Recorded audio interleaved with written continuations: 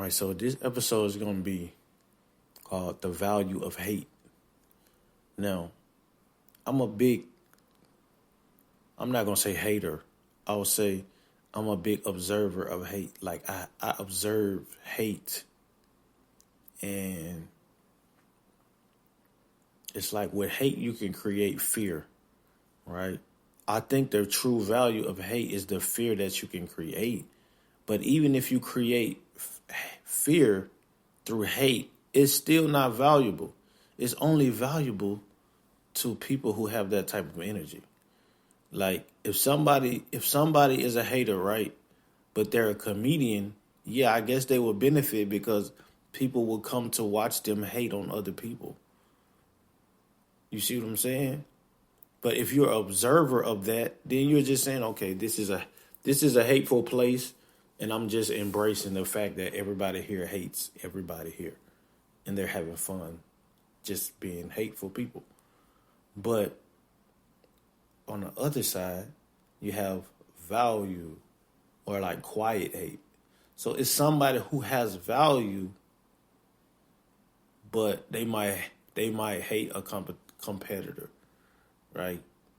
Like take sports for example. Like yeah, they're valuable, but even in competition, the hate is not really hate. It's understandable hate. It's understanding. Like, to me, pure hate is not, well, it could be understanding, but most of it, like, is not understanding. It's just, like, if somebody hates you just to benefit off of who you are, then that's like, to me, that's weak. It's weak to me because it's like what you have is not valuable enough. So you're going to use other people. You're pretty much using other people. I mean, but it's still hate. It's not bad. It's just what is the value of it? That's what I think. Like just take like a YouTuber, like one YouTuber. I like using YouTubers for example because I like using YouTubers because just the algorithm of YouTube, it allows this. That's why it's done so often. So like one guy comes up and the other guys hate on this guy because they can all put their names in the description with the other person's name. So as he's going up, they're going up. So yeah, I guess that hate has value, but it doesn't have really any value because they're gonna do the same thing to you. So it's like crabs in a barrel thing. Like all y'all in a barrel and you're trying to get out. So I'm just going, this one brings him down, and then they're all gonna, and then the one that makes it to the top is like, oh, we all hate him. But you didn't create value in that process.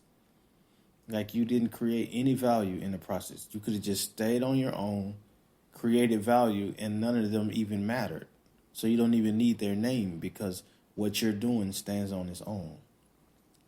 That's what I mean by the value of hate. So even if you're hating in that aspect, you're losing value because you're not learning shit. You're not learning anything in the process of hating. You're just learning how to hate. So it's just going to be a snowball effect of hate because you didn't learn anything to give. You're not giving. You have nothing to give.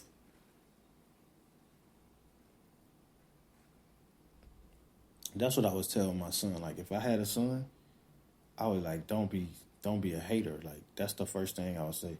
Be an observer. Like, don't be a hater. Be a hater observer. Like, just be quiet and watch people hate and then understand why they're hating. And then just get away and just keep watching them hate. And be like, okay, I'm learning from this. Because this is what he would do if I was the person that he's hating on. Right? But he's not really creating fear. That's what I'm saying. I just think hate it's not good. Like it's good that like hate if you hate a hater, that's good. But if you're a hater, you're a hater. Like you don't have you probably don't have that much value. You know what I'm saying? Like if that's all that you can do. Like if you look at the top people, if you look at all the top, I guess you could say entrepreneurs that are not like rappers, because a rapper that's a hater is valuable, but that's rap, that's hip hop, that's rap music. That's why I was kind of attracted to hip hop, because like hip hop, you can really see hater psychology. It's like a whole psychological evaluation in itself. Like you're looking at, okay, this guy came up, so he disses him. He disses him, and it's like, oh, he's better than him. So it's like, I wouldn't I wouldn't mess with him, because, and then it's like, oh, he has the guns, but he can't rap well. So it's like, okay. It's like what Tupac said when he was like, fear is stronger than love. And I think it's some truth in that. It's some truth in the fact that fear is stronger than love, but it's a lot of untruth in that too. Because fear can create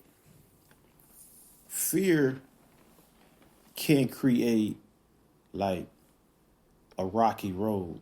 Like it can create like unstableness because someone's fearful. But if it's a love energy, then it'll work like smoother. But it's still based on, it's not fear that you're creating, it's reliance, or it's reliance. Like somebody's reliant on you, even though you're self-reliant. So you should be self-reliant. But if you have self-reliance and somebody needs you for something, so let's just say you're a good sales guy, but somebody's a good AdWords guy, but they can't get sales, but you can't get AdWords. Like, would you create fear on that person? Like, oh, you can't get sales. You need me. That's fear. But that's not going to work. It's like, you're bullying. Like, bullying creates fear. Or with love, you can be like, hey, I sell well. You got Google AdWords. We both relying on each other. So as long as I'm getting sales and you're good at Google AdWords, then we both win. Like, that's creating fear and love throughout love at the same time, because he's thinking, okay, I'm a little fearful because if I don't get these sales, I can't do my job. But he's going to do his job, and he's showing me that he's going to do that. So yeah, I just created fear, but it's not like I'm going to blow your brains out if you don't perform these Google AdWords. All right? Then that's real fear. Like, that's real fear. But is that stronger than what I like the love? No. That's not stronger than the love. So that, like, for Tupac to say something like fear is stronger than love. Yeah, if you a rapper, that's because you're a rapper. Like, you're signed to a rap label called Death Row. Of course fear is stronger than love. If you sign to a record label called Death Row, of course fear is going to be stronger than love.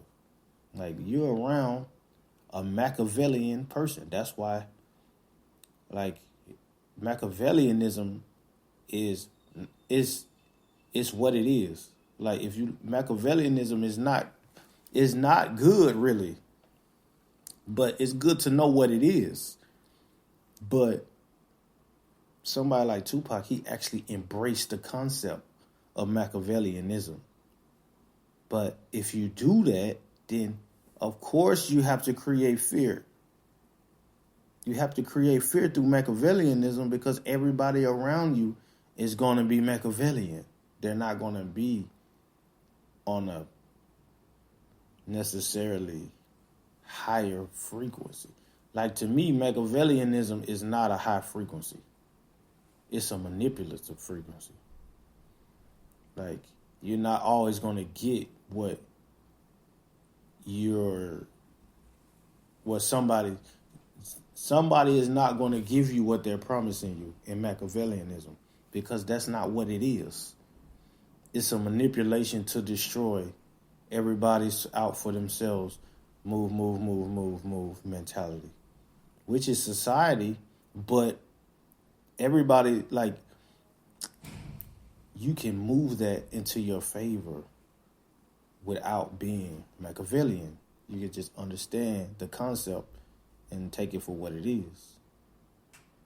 But if you don't understand the concept, then you don't even know what's around you. You don't even know what that is. Like when I used to listen to hear Tupac say Machiavelli, I didn't know. I thought it was just like, oh, this is a name that he just. But then I looked up, like, what is Machiavelli? Like, what is that? And then I looked at the psychology of it, and I was like, oh, so that's why he would say fear is stronger than love, because that's the mentality of the people that even he's around. So, like, then I started looking at the whole, like, hip-hop industry. And I was like, everything is Machiavellian in hip-hop. I'm like, it's all Machiavellian. Even the music business in general is Machiavellian. That's why a lot of the musicians, they don't like each other. Or it's like, it's no certainty. Like, the music business, that's why a lot of people, they don't like the music business. Because that's what it is. It's a Machiavellian business. I just look at the concept of the music business. I'm glad I'm not in it, but I understand it.